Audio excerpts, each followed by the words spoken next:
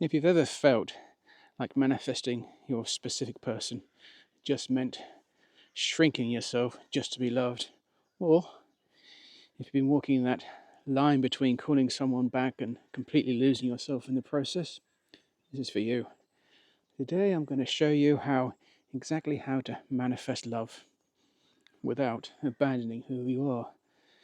Whether it's your SP, a twin flame, or simply someone you feel deeply connected to. This is not about control. It's about coherence, energetic wholeness. We're not just talking about how to manifest your person back. We're talking about how to do it from wholeness, without begging and without forgetting who the hell you are. You know what? You don't have to chase them.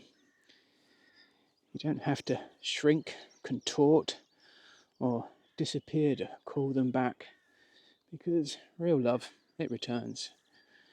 When you return to yourself. Now listen, I've done the "what are we" text. I've stared at those 3 dots on the screen, watching someone type and vanish. I've watched way too many TikToks about signs they're coming back while eating almond butter out of a jar. And if you've done any of that too, there's no shame. You're human. And you're also powerful. You're not here to beg for crumbs from the banquet of love. You are the table. You are the feast. And your person, they are the guest. If they choose to show up with reference, great. You don't call someone back by waiting at the door. You call them back by becoming so aligned with your essence that your very frequency whispers, this is what love feels like. This is home. You know, Neville Goddard said, you don't manifest what you want, you manifest who you are. And what most of us don't realize is that when we ache for someone to come back, we're often trying to plug a hole that can only be filled by our own presence. You don't become magnetic by reaching for them. You become magnetic by reaching for yourself. Profound, huh? That means nurturing in the very qualities you wish they would reflect back to you. Affection, loyalty, presence, devotion. Call those qualities inward first. Let them fill the cells of your body. Let them become you. You know, there was a time I didn't know who I was unless someone else was mirroring it back to me. I was the caretaker, the pleaser, the cool with anything version of me. And underneath all that was a quiet terror that if I actually said what I wanted, they'd leave. Until one day, I took a look in the mirror and I realized I didn't recognize myself. That was the day I stopped performing love and started becoming it fully. Piece by piece, I called myself back. And in that wholeness, they came back too. But this time, I wasn't waiting by the door. I was already inside, lit up, rooted, and home in myself. And as our good friend Marcus Aurelius once said, waste no more time arguing with a good man. I'll get this right. Waste no more time arguing what a good man should be one. In that case, don't argue whether love is coming.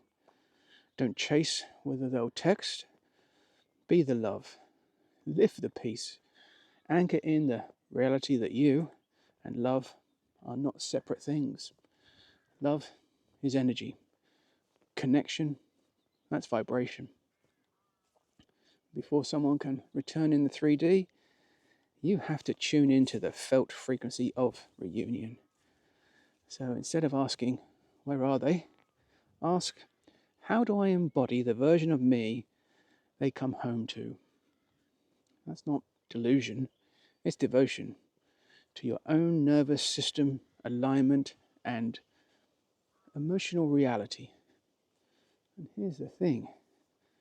When you stop waiting, they stop delaying.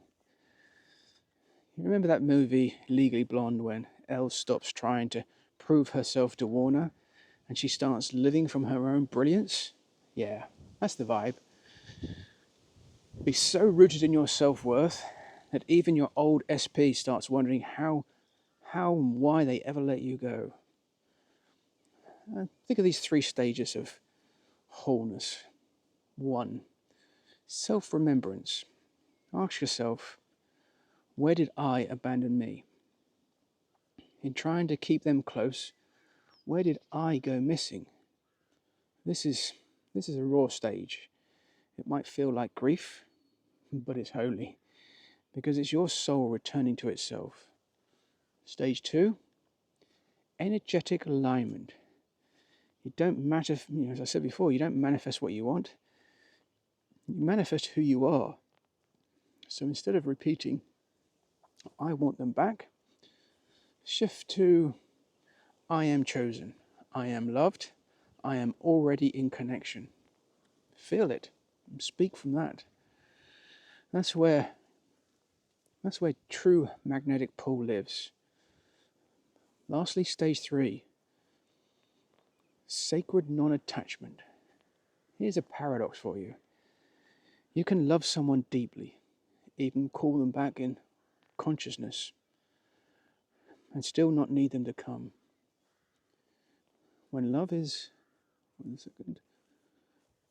no longer a condition for your wholeness, it becomes the most powerful, unattached invitation.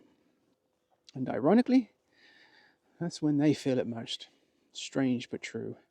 So if you're wondering how to call back your person, ask yourself, am I calling them back from lack or from love? Am I begging the universe or embodying the reunion? Because wholeness, it doesn't wait. Wholeness creates. Today, I no longer whisper my desires. I speak them like sacred truth. Because the child who once reached for a cake didn't want too much. He just wanted what was already his. And so do you. Child being me, by the way. Your love story is not a trade for your selfhood. It's an expansion of it. You don't have to lose yourself to gain them. In fact, the moment you truly choose yourself is the moment they find their way back to you. Not to complete you, but to meet you. Say this out loud with me. I am already the one they're searching for. I am already in the feeling of love. I am whole, and from wholeness I magnetize. If this spoke to your soul, do us a favor, tap that like button so the algorithm can catch that vibe. Leave a comment below with the affirmation, I am whole and love is already mine. And do us a favor and subscribe for more content on conscious manifestation, identity shifting and emotional embodiment.